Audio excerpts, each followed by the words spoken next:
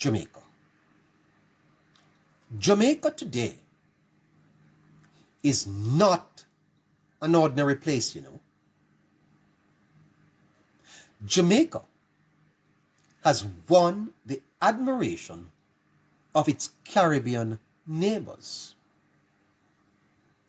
And internationally, it's been recognized as a country to watch.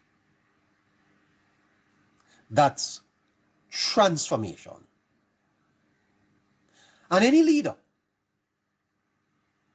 who can take a country with a debt to GDP of 140 odd percent, poverty at 16%, unemployment out the roof, murders.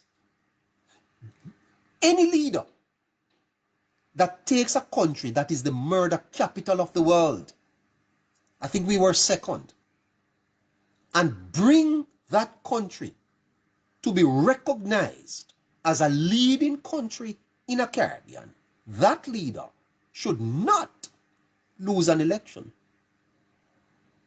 As a matter of fact, that leader will not lose the election. I'm giving you 3 reasons why the labor rights will walk away tomorrow with the broadest smiles. There are some other intricacies here that I could tell you, you know. No matter what you hear them saying and all of that gab, these are the reality, as KD would say. You have to look at the reality.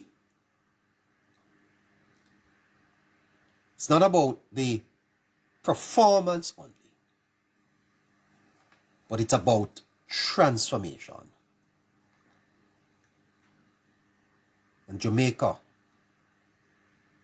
is being transformed spectacularly. Spectacularly.